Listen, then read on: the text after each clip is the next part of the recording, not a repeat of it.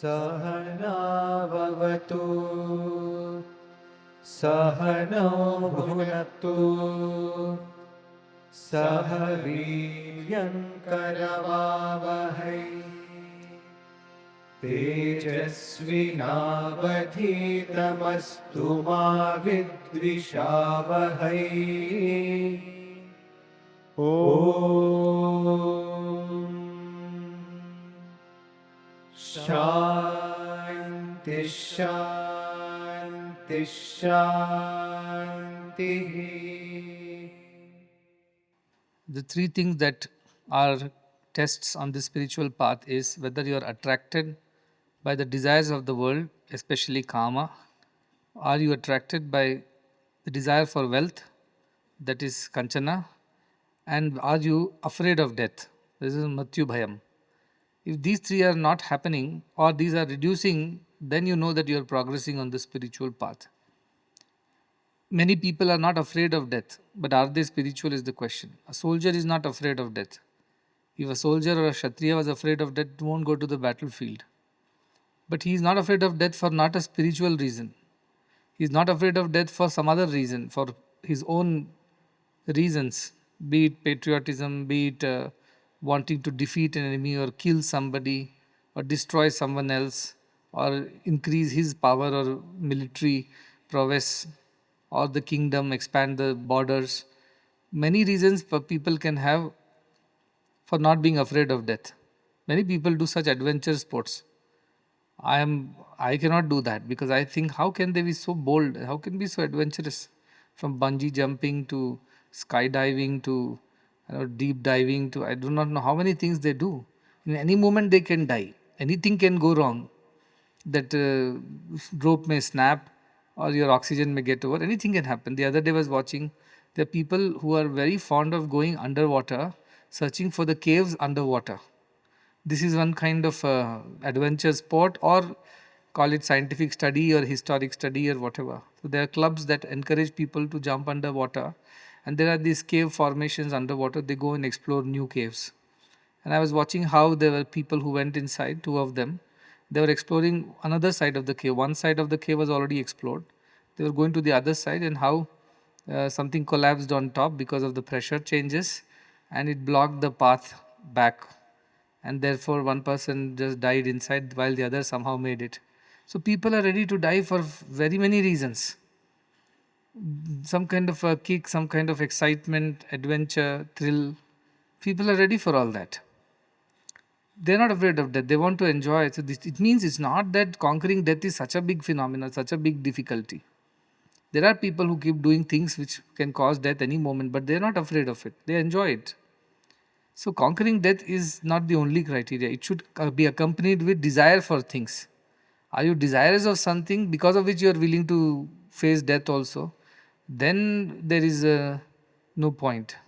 I do not know how many people know this story of this Russian man who was so desirous of acquiring more lands. It so happened that in a village there was this man, Leo Tolstoy's story.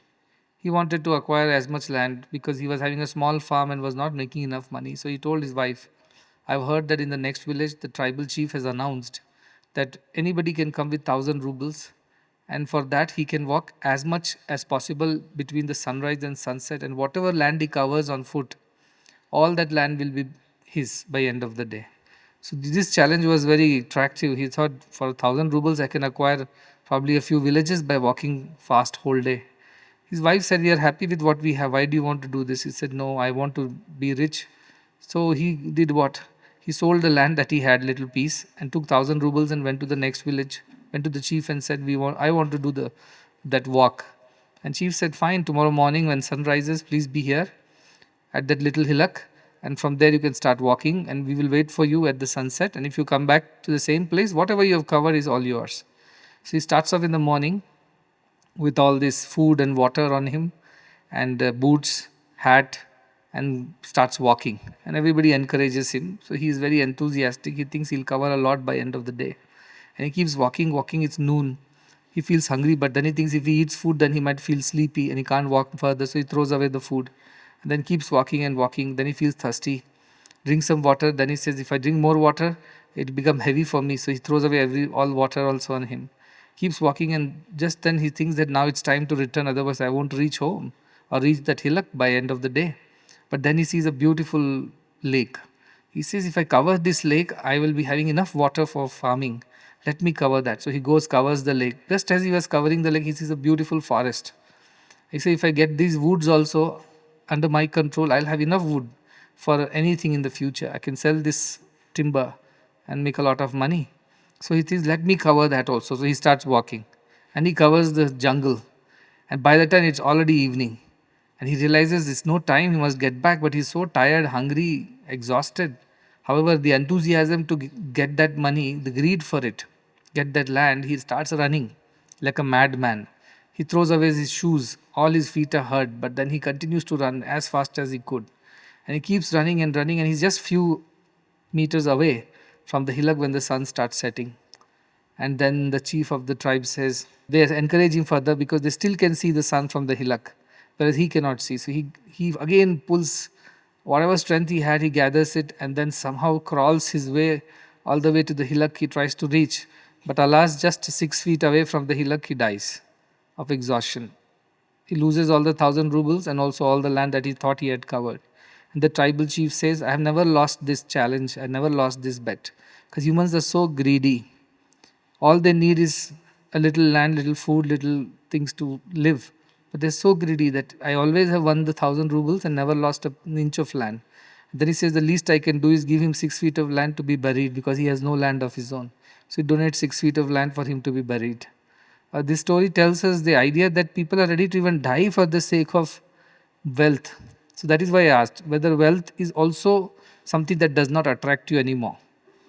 Death, conquering death can happen for various reasons, including wanting to earn more wealth can also lead to death. How many our sailors used to go in their ships from our Indian shores to faraway lands? Those days there was no navigation, there was no other ways of surviving in the sea. There were diseases, seasickness was there. Anything that breaks out in the ship, that's it, everybody dies. Plagues and things like that. But still people would take the risk of going all the way. Why? Because they want to make money. The desire is of money. So also we know the story of Troy, where the kings, they come to attack because they wanted that one lady. For that one lady's sake, they fight the war. And what is this war about? That they destroy themselves completely.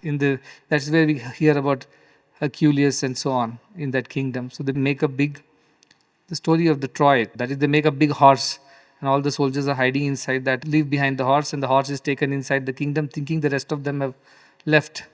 But then there are soldiers hiding, and they come out and do what they require. So also the story of Rani Padmavati of Chittor. I was in Madhya Pradesh. This story is quite popular over there. That how Alauddin Khilji, who came attacking all the Indian kingdoms, and he had already conquered the Delhi Sultanate and he wanted to expand down south.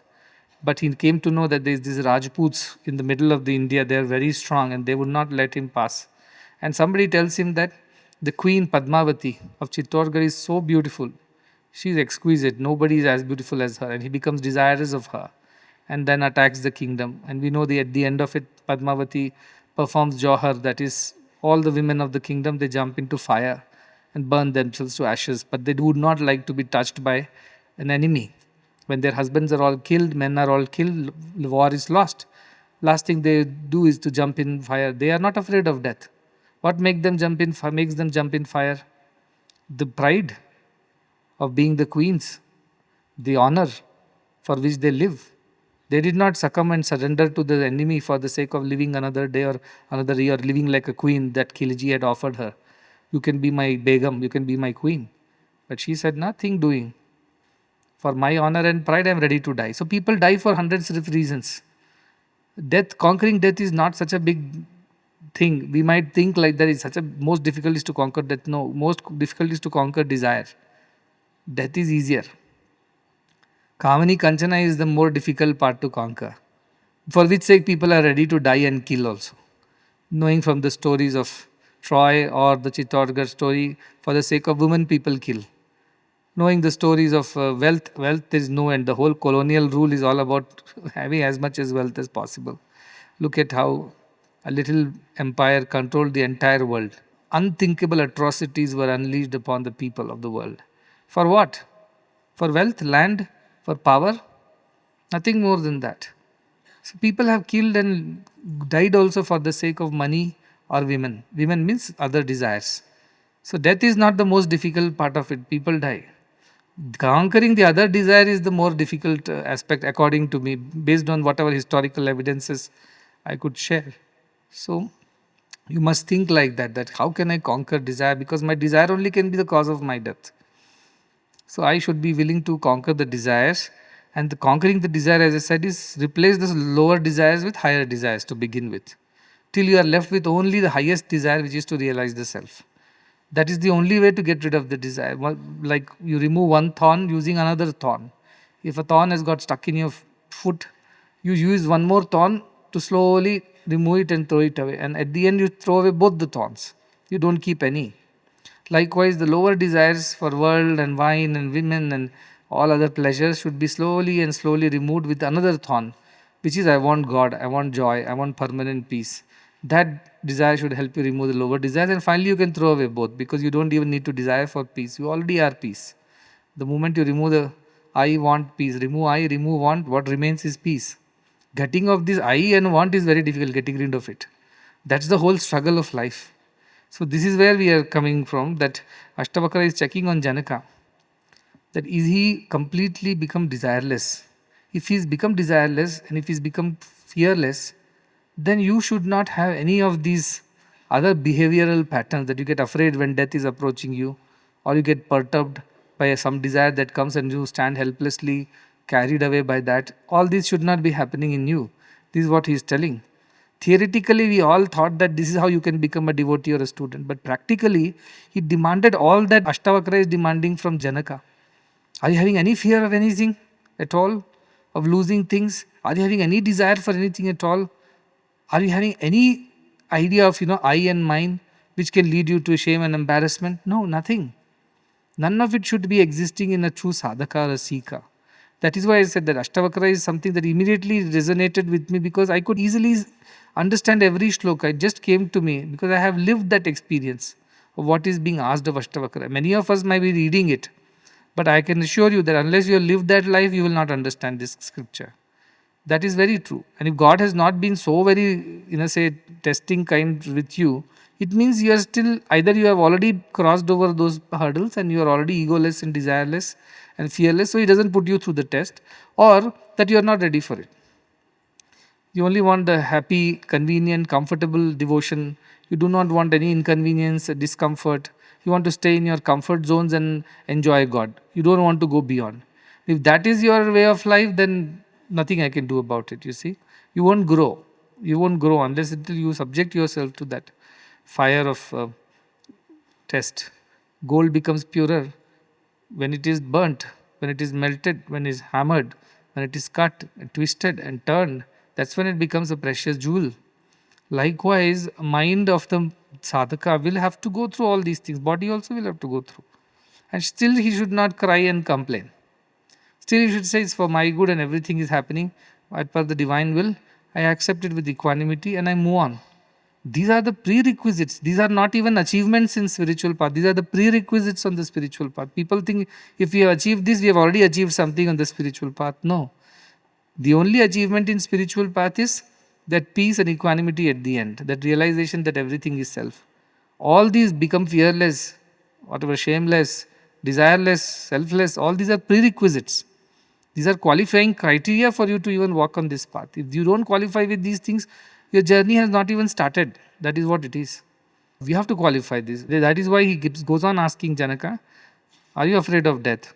Are you afraid of losing things? Are you afraid of your name, fame, power, position, if you lose it all?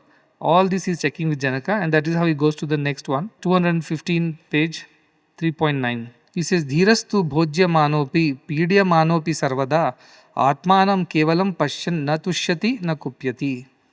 He says, Dhirastu. Dhira means the one who has that buddhi, that discrimination, the wise one. Bhojya manopi. When he is receiving things that are pleasurable, he is experiencing things which are favorable and pleasant. Or pidya manopi. When he is experiencing things which are painful, which are difficult, Sarvada, in all situations, Atmanam Kevalam Pashyan, seeing only the self in everything, Tushyati na kupyati. Neither he becomes happy when favorable things are happening, nor kupyati, or frustrated and angry when things are not favorable to him. But if you are afraid of all those other things that I mentioned, of losing your name or relations or wealth or even life, then you cannot go too far. So, such a person who is walking this path, he sees the self in everything. And what does he do? Na tushyati, na kupyati. Neither he gets angry about why things are not favorable and pleasant as I want, nor he becomes happy that, oh, things are very pleasant and favorable. In both situations, he is equanimous. He takes it as it comes. This is a great spiritual quality, not given to everybody. This ability to stay steady in both situations, in happy as well as sad, that is very important. The other day, somebody was mentioning that what people are taught how to handle failures, but they are not taught how to handle success, because success gets into their head. We are all told, if you fail, do this, do that, try again, don't be depressed, don't give up. All these great all psychologists to counselors to motivational speakers will tell you how to handle failure in life, but rarely somebody tells us how to handle success in life. When it gets into our head, we become egoistic, become complacent, we develop an air of superiority, and we become arrogant. Those also should not be done. They also have to be taught. So, failure and success in both the situations, the one who is neither disturbed by the failure nor gets excited by the success, such a person, are you that yet? See, he's getting deeper and deeper. He says, are you that who will take all situations in your stride without getting disturbed at all? It is very, sounds heroic to dump everything suddenly and run away. But it may not be that heroic after all, because you have hurt a lot of people's interest in the process, which a Jnani would never do. We'll go to the next shloka, 310, which is on page number 218. It says, Cheshtamanam shariram swam pashyantyam anya shariravat, pashyanti anya shariravat. Sanstave chapi nindayam katam shubhyet mahashayaha. Cheshtamanam shariram, when the body is working, is active, it's busy. Whose body? His own body. But how does he see? Pashyat anyat shariravat. He sees his own body as if he's watching somebody else's body do things. He's so distanced, separated from the idea that this is my body or I am the body, that he feels as if he's watching somebody else do the work. He's only a witness to his own body. And sanstave chapi nindayam, when people praise such a person, sanstave api nindayam, when they ridicule such a person, katham shubhyet mahashaya, how come or how can such a person, mahashaya, the great one, wise one, ever be sad, shubhyet, disturbed or perturbed? Not possible for such a person. Who, the one whose body is working, yet he sees his body as if somebody else's body is working. He doesn't feel the association with it. Such a person who is such a great and wise one, somebody praises him or blames him, do you think he will get disturbed? He will not get disturbed. Why? Because he does not associate himself with the body which is being praised or which is being ridiculed. Jada Bharata, you remember, he was being ridiculed by the king when he was not carrying the palanquin properly because he was trying to avoid stamping on the ants and insects on the road. So the palanquin was shaking and the king Rahugana got very irritated. And he started sarcastically telling Jadabharata, oh, you are an old man without any strength. I know that is why you are not able to carry the palanquin. Like that, so many ways he was hurling abuses at Jadabharata, the Rahugana king. But Jadabharata was not responding to anything. He was carrying the palanquin and jumping here and there, skipping, hopping, managing the insects. And the king, his anger was growing and more, and then he started telling so many other very bad things. It is all there in Bhagavatam. I think in the 5th canto is the 12th chapter. There King Rahugana goes on cursing him. But between the 8th and 12th chapter, this goes on. But Jadabharata does not respond. And finally, the king gets so angry and asks him to respond. That time Jadabharata starts speaking, and that is another Gita, Ashtavakra Gita, that he speaks there. Literally, all the concepts of spirituality, self, he starts telling. And there he tells this person that, yada shitaveva characharasya vidam nishtam prabhavam cha nidhanam. All that you see above the earth, walking, moving, not moving, all that which is born, which is now here and which will get merged, they are all nothing but modifications of the same earth. You are the modification of the same five elements. I am the modification of this, means considering the body. Your body is also made of the same five elements. I am also the same five elements. The animals, birds, the trees, and the stones. Everything is the same five elements. I don't see any big deal that you are a king and I am a servant. And he says everything is just modifications only in the self. The moment he hears, he was going to Kapila Muni's ashram, this Rahugana, to get some spiritual wisdom. When he hears that, he stops the palanquin, gets out, and he says, "What did you say just now? Can you repeat again?" And then Jadabharata starts giving the discourse on the self. And he tells, these are modifications of the body. If you curse these modifications, that doesn't hurt me. I am not that. These are Panchabhuta bodies. I am self. Similarly, if you praise, then also it does not come to me because I don't consider myself the body at all. So these people are like that. Their bodies are at work, they are at rest. The bodies are doing their work, minds are doing their work. They are watching their body and mind do their work. That witness consciousness. So when you praise their body, they don't get very excited. Or you curse their body in the sense, whom do you curse when you look at a person? You look at the body and curse the body, or no? You fool, you dumb, you useless. Whom are you telling? You're identifying that person with the body and telling. But the person who is being accused, he doesn't identify himself with the body. It's like you are cursing somebody else's car. Terrible color, terrible shape. It doesn't hurt you. Why? It's not your car, it's somebody else's car. But if it's your car and somebody says, what a terrible color you have bought, immediately you will get upset. What do you know about color? This is a new fashion, new trend. You will try to justify and defend yourself. Somebody else's car, somebody is cursing, let it be. That's not mine. Somebody else's child, somebody punishes, nobody cares. My child, if somebody says something, I'll fight. Why? Because mine. But this great one who has understood that body is not associated with him, in the sense he doesn't identify with the body, let people say whatever they say looking at his body. He doesn't care. In a way, he is immune to all these praises and blames. That is the nature of this person, because he sees the body as if it is somebody else's body, it is somebody else's, not mine. That idea. I went to Ramakrishna mission in Belur. There this Atma Priyananda ji, who is the chancellor of the university, he took us around, he was showing. Then we were gone to see some of their laboratories and all that. There he was telling about one Swamiji. He had to undergo some surgery. So they told, we'll give you anesthesia. He said, don't give anesthesia, you can do the surgery as it is. He said, no, how will you undertake this surgery without anesthesia? They said, no problem, you go ahead. I will withdraw my mind from the body. And you can carry on. I won't feel. The doctors couldn't believe. They said, how is it even possible? They said, you go ahead. Then they started doing surgery without giving anesthesia. And he was not reacting and responding. Then the doctor said, Swamiji, in anesthesia we have a way to give anesthesia. We don't give so much that you become so numb that you don't respond to any pain. We also should know that whenever we are cutting, you are doing something, little bit pain you must experience. Little response we need to know. Then only we know whether we are doing it right or not. So how much I should experience the pain, he said. Swamiji, at least 10-15% you should experience the pain of what we are doing. Okay, I'll withdraw my mind only to the extent of 85%, he said. So that I can still respond to your cuts and whatever you're doing.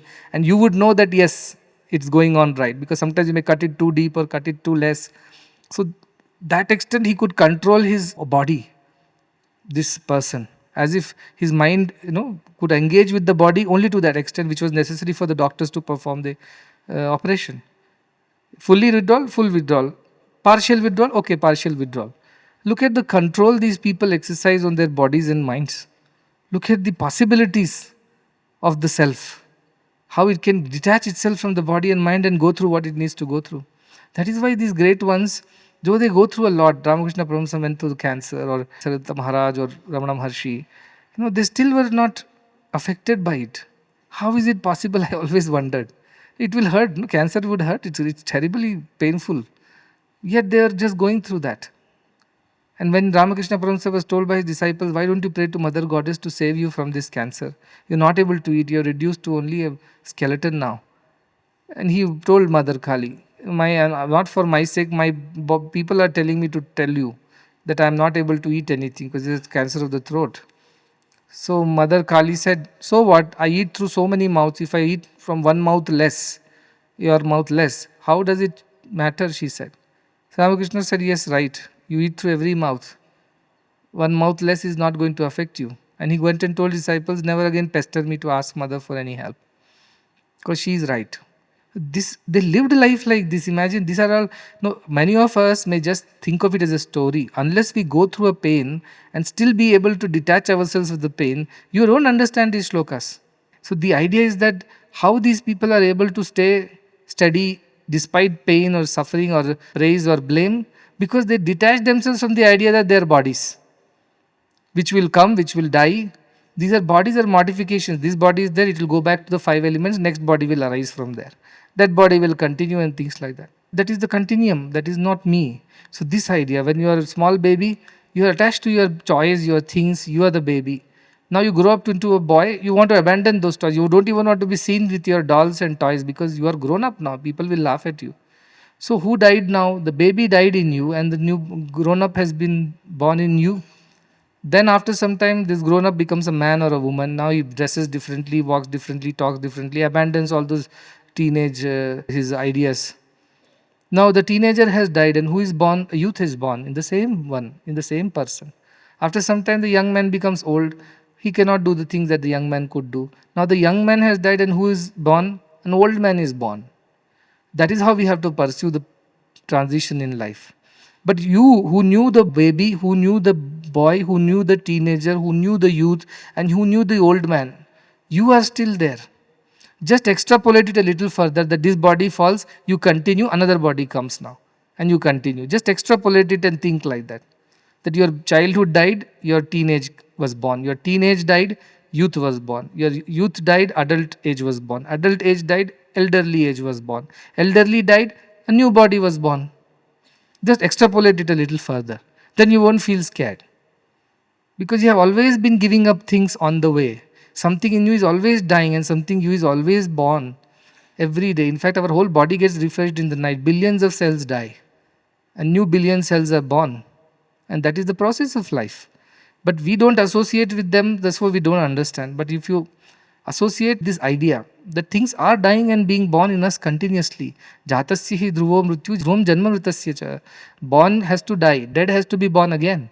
This is a cycle. So just extrapolate a little bit further and you will feel detached from the body. That is the idea. These people don't get affected. The next sloka, it is 3.11, which says, Maya matra midam vishwam pashyan vigata kautukaha api sannihite mrutyau katham trasyati dhiradhihi. This person, Dhira, the discriminating one, Maya matra midam vishwam, the whole world is illusion. He sees it like an illusion. Pashyan vigata kautukaha, when he sees that, then he is free from kautuka, means curiosity or excitement. Vigata means he loses. So once he knows this is just an illusion, a magic show, he loses the enthusiasm for it. He loses all the excitement for it because he knows this is not real. Api sannihite mrutyo katham trasyati dhiradhihi. The one who has that dhiradhi, this discriminating mind, the wise one, api sannihite mrutyo, when he is getting closer to his own death, katham trasyati, why or how come or in what way will he be disturbed? He cannot be disturbed because he sees everything as an illusion. As I said, boyhood is an illusion, youth is now the reality. Youth is illusion, old age is the reality. Old age is illusion, death is the reality. Death is an illusion, rebirth is the reality. So for him it goes on. He can see through all of this. That is when Buddha did his meditation and found out all his past lives, he developed this sense of detachment. I was born 100 times before, I had done 100 things before. Again I am coming into another body. What's the big deal? Once I was a man, another time as a woman, another time as a boy, rich man, poor man. I have gone through all this before. I don't need to go through it again. That is why Buddha became absolutely detached, because he found out the truth. And he understood this illusion of bodies and minds which come and go, where the self remains. So somebody who is having this vision, he is free of all the excitement and curiosity and fear and all the negativity. Why? Because he has seen this is just an illusion, this is not reality. He is so confirmed in that truth. He is so established in the truth that he doesn't get affected by all the changes in the body and the mind. But the one who does not understand this suffers. Like the children who get excited about a magic show. They really think the money is real. They think that the rabbit which is coming out of the hat is real. The pigeon is real. The water is real. And really the lady has been cut into two. All kinds of things magicians do. The ignorant ones get excited about it. The wise ones know. Suppose you are also another magician. You know the tricks. What is he doing exactly? Once you know the tricks, are you going to be excited about what is he doing? You will only appreciate how perfectly he has done it, how perfectly hoodwinked everybody. But you are not going to enjoy the magic per se because you know the tricks. Like that, this Jnani knows the trick of the world. This is how the world is. Everything is illusory, appears to be real, like the snake in the rope and so on and so forth. So he is not affected. So such a person, even when death comes, is he going to be affected is the question. Why is he going to be affected? He knows death also is an illusion. This is another trick. And that also will come and go. Such a person is not afraid of death. All these great sannyasis, they used to take Jiva Samadhi. What I told you is that forced killing of these people. But our sannyasis have taken Jiva Samadhi. In Jain tradition, it is still common. It's called Marana Samadhi. What do? They stop eating and drinking after a certain time when they decide to give up the body. The whole body dries up, they become skeleton and finally leave the body. And they'd come to Shravana Belagola. Here near Mahavir Jain statue is there, right? Digambara. They come there and spend time there, don't eat anything, don't drink water, don't eat any food, and they die. Even Chandragupta Maurya, who was a disciple of Mahavir, he did that. He came all the way here to Karnataka and gave up the body. He came with his guru, and final days he didn't eat and drink anything, and gradually the body's function started stopping, and they die like that. Jains, even today, the Jains do that. If you just Google, you'll see Jain Samadhi. You'll see a lot of videos of people who have stayed like this in their homes, starved themselves to death. Why? Because their time has come. They know. They feel before the death comes and knocks on their door, they open the door and embrace death. Come in. They welcome death because they're not afraid. Raghavendra Swami is there, no Mantralayam. A lot of people know here in our south side. What did he do? He went and took a Jiva Samadhi. He went and sat in that place, Brindavanam he calls it. And his gurus will also had taken Samadhis before him. And they had taken in Hassan, there is a Navasamadhi area is there. 9 of those gurus from that Madhva tradition have taken Samadhi there. Means they'll just go sit there, they'll do their Krishna Nama Japam, and at some point in time the Jiva will leave and they put the whatever the Samadhi around the person and close it. That is what happened with Raghavendra Swamiji also. He went to Mantralayam, he said, "This is the place I want to give up my body." And then he told all the disciples, gave the final lecture, took the beads, and he was rotating the beads. At some point in time, he stopped rotating. That is the moment they closed the grave. Even this PBM is there, no? Nalakadanahalli. Yogeshwara Swami. This Swamiji also took Samadhi. So in PBM, that his Samadhi is there is a Jiva Samadhi. He went inside and told people to close it. And then they just leave the body. That is, so people are not afraid of these things. Those who have seen the illusion, the tricks of it, they are not afraid of it. They're not afraid of it because they know this is not real. We are so afraid because we feel the body, we feel the pain, we feel the joy, we feel the pleasures, we feel all the excitement and sorrows, and we feel all this is real. So we hold on to our bodies. We can't give up because we feel it. This is all it is. This is what I am. If he's not there, I am not there. That is the fear that everything ends with the ending of the body. So everybody holds on. But in our own around you, look around, there are people who are saints and jnanis who have just given up the body. They said, why be a burden on somebody? Jains, monks, the main theme is this. I'll get old, body is not going to cooperate. Somebody has to clean me, take care of me, do things for me. I don't want that burden on anybody. I will just leave the body when I can. So they starve themselves to that. Other people, take Jiva Samadhi, just give up the prana by chanting the name of the divine. They merge themselves in the thing. So that is a very common thing in India. It is not something that is not done. So such a jnani is, that is why api sannihite mrutyo katam trasyati dhiradhi. When death is approaching such a person, where is this person going to be affected and disturbed by it? Because this is how they are. They see everything as a movie, everything as a magic show, everything as an illusion, including their own body. They see their body as different from them, as if somebody else's body is working and they are watching it work. To that extent, they are detached from everything. And these happen as recent as Mantralaya, we know. And after that, Prashanti Bal Mandira Trust, that Samadhi. And even now, if you just Google, you see a lot of Jain Tirtha monks, especially Digambara Jain tradition. People just give up their bodies like this. And they are worshipped for this kind of detachment. The next shloka, 3.12, 223 page. It says, Nispraham manasam yasya nairashyepi mahatmanaha tasyatma jnana triptasya tulana kena jayate. What comparison can be there for such a person? What kind of a person? Who is atma jnana triptasya, who is satisfied in the self-knowledge, who is filled with self-knowledge, who is completely established in the knowledge of the self. Who can be compared to such a person? Nispraham manasam, his mind is desire free. There is no desire left in his mind, including the desire to live on in the body. Nothing exists in his mind. Nairashyepi Mahatmanaha. And even in the Nairashya, even in the most difficult situations also, he is not affected. He has no desire. Oh, problems have come. God, solve these problems. Save me from this problem. Doesn't ask anything.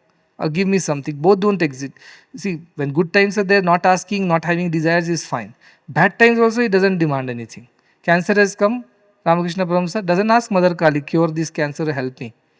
So also Ramana, so also Nisargadatta Maharaj, even Jesus Christ for that matter. On the cross, though he was for a moment shaken because everybody had cheated him, his own disciples, none stayed by his side except one. But finally he says, forgive them, they know not what they are doing. They are ignorant.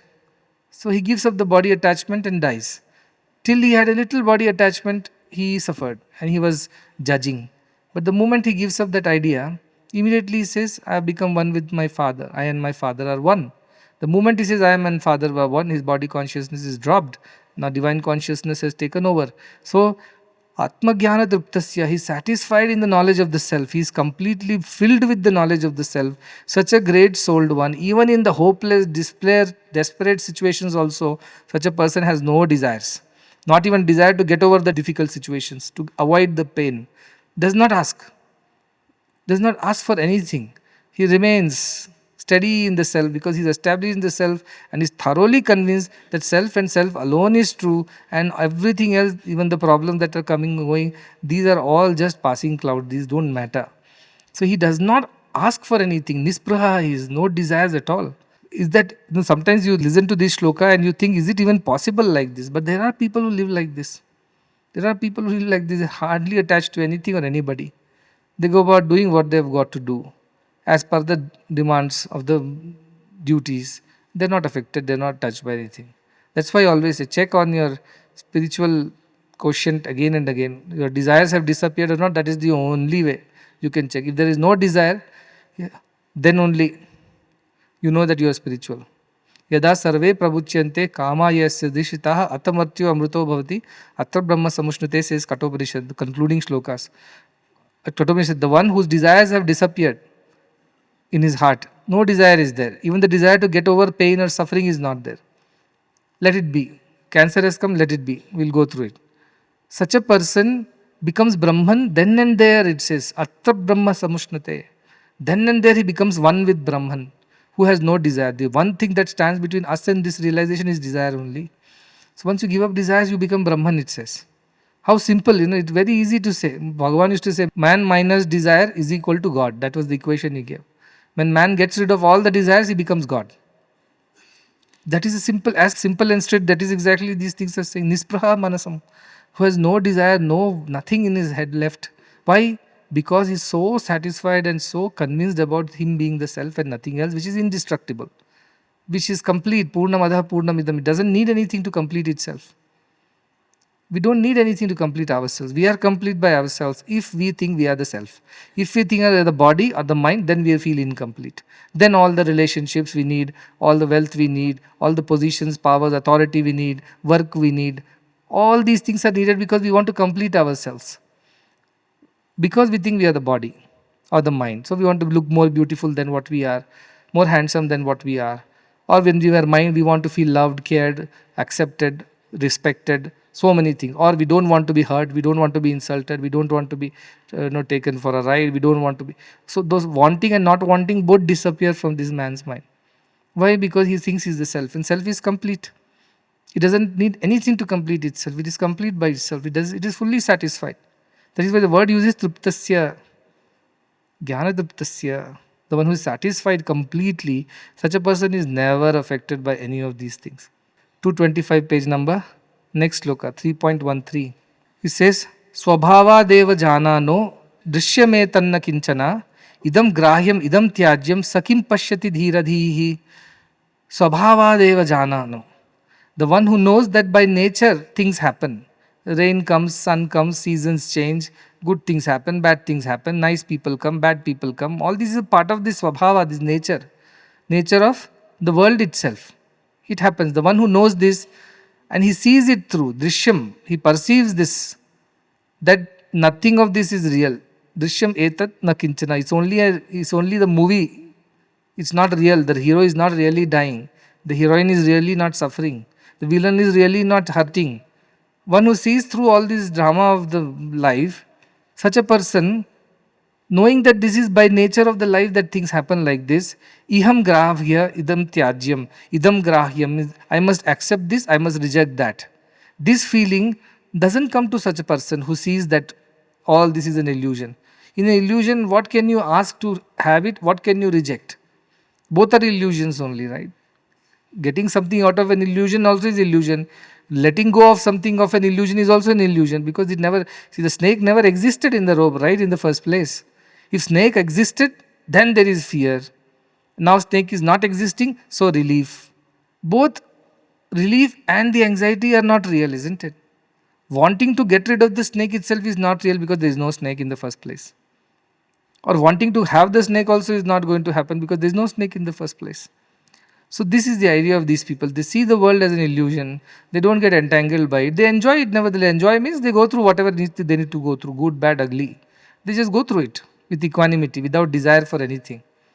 And then that they are done. When the time comes, they embrace death without even fear.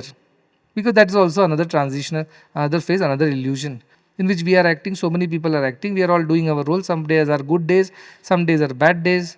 Some day we are hurt, some day we are happy. At the end of it, we all so-called die. So what dies is the question. So why will this person get disturbed by anything, knowing that this is a part of the story? This is the script. As per the script, this is going to happen next. And if it happens next, why should I complain about it? It's part of the script. Suppose Mahabharata is a script, you are watching Mahabharata movie. If somebody changes the script halfway through, saying that, let us change the script. Draupadi will never go to the court of Kauravas. She will never be disrobed.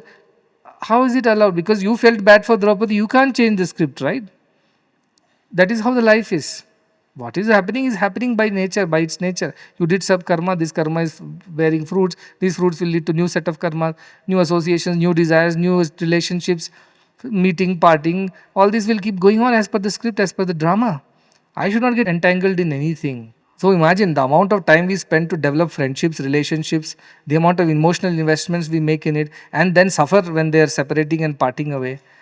How much of time, energy, resources is being spent on such futile things is what the whole idea is. And nobody is having time to spend on contemplating on the truth, which is the self. Nobody is watching the screen behind the movie. Everybody is getting stuck with the movie and going through the motions of it. This is where Ashtavakra says, Janaka, such a person who sees through this drama of life, who sees these are just visuals, these are only illusions, these are all tricks, such a person becomes desireless. What to desire of things? It never existed in the first place. If it is existed, I could have desired for it. If it doesn't exist, what can you do? Like Maya Nagari, that is the idea. It's all Maya. Our Pandavas created their palace. That palace was illusion, palace of illusions. That is when where it seems like there is water, there is no water. When it seems like it's a plain land, there is water there. That's how Duryodhana by chance steps into a pool, thinking that is land. So that was done in such a way. That's how the Draupadi laughs, and because Draupadi laughs, the war is started. So you should not laugh unnecessarily. That is also a lesson from Mahabharata. It can irritate somebody and start off a war. Then he says, I will take revenge on this Draupadi. How dare she laughs at me like this?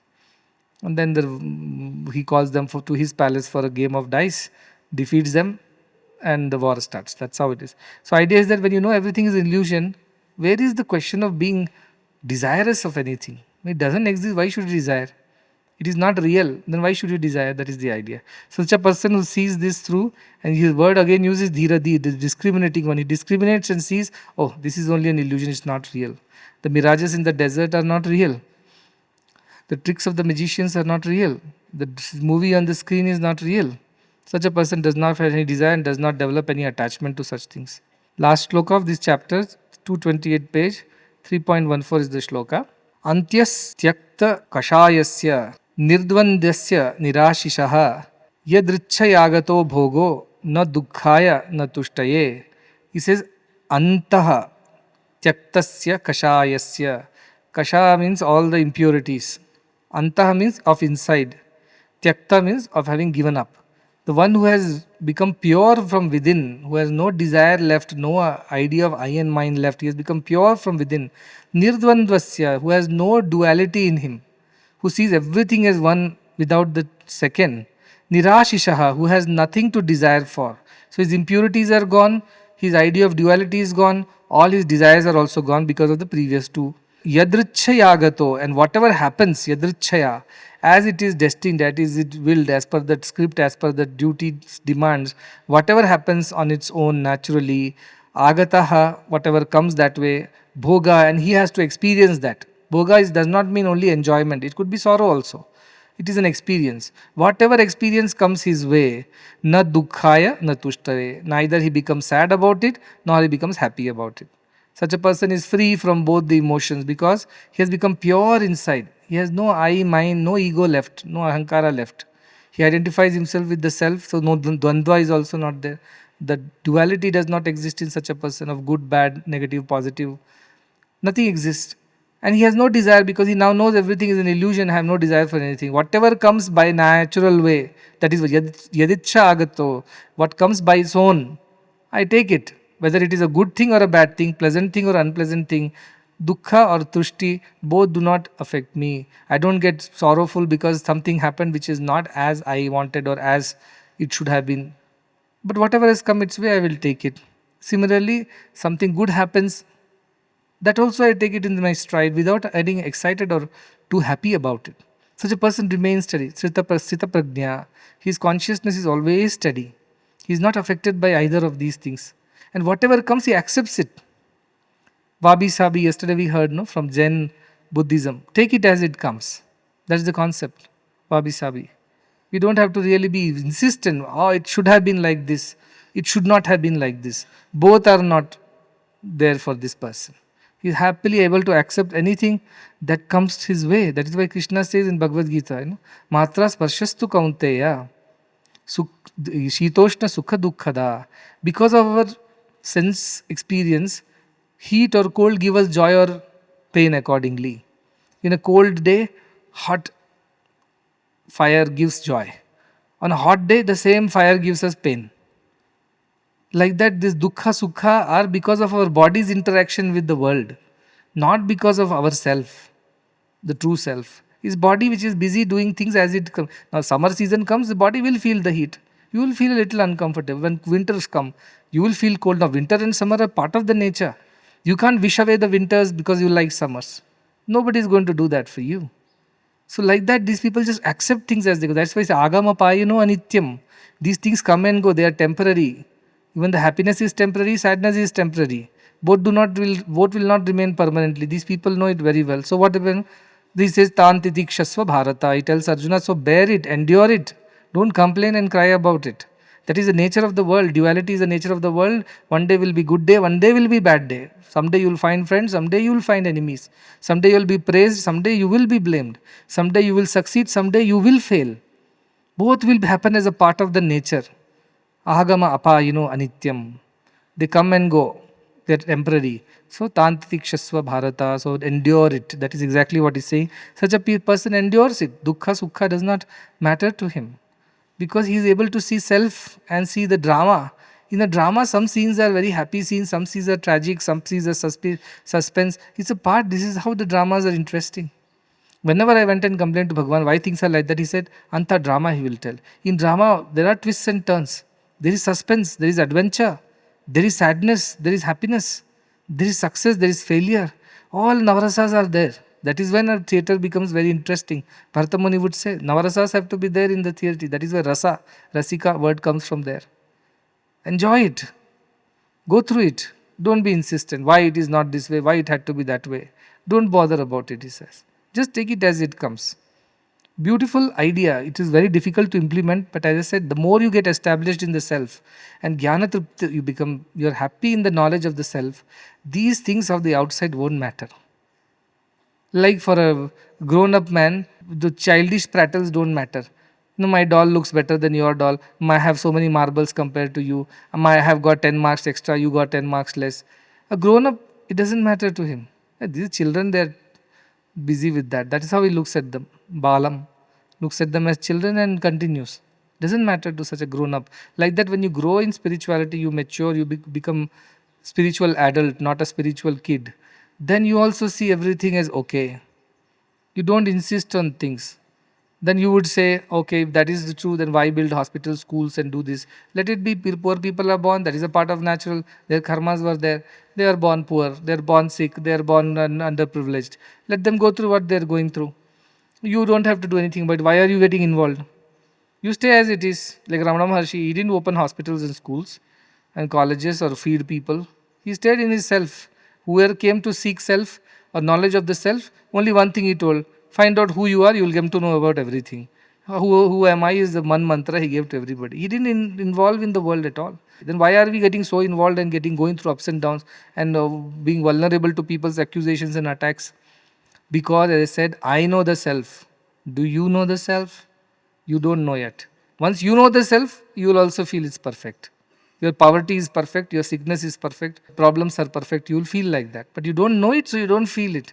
So here I am telling you that you also know it, so that you also feel it, everything is perfect. That is the beauty of these scriptures. Imagine if these scriptures were not there, what will happen to us? What guidance would we have? We would be just groping in the dark, identifying ourselves with the body, mind, and suffering endlessly. That's why these scriptures are important. And I say, Ashcharya Vakta Kushla Astra Labdha. The one who can speak about these truths is a great being. He's a wonderful being. And the one who can understand this, Kushla Astra Labdha, who can grasp it, another great being. Both aside, this greatness has to be there for the scriptures to find fulfillment. That is the beauty of Ashtavakra Gita.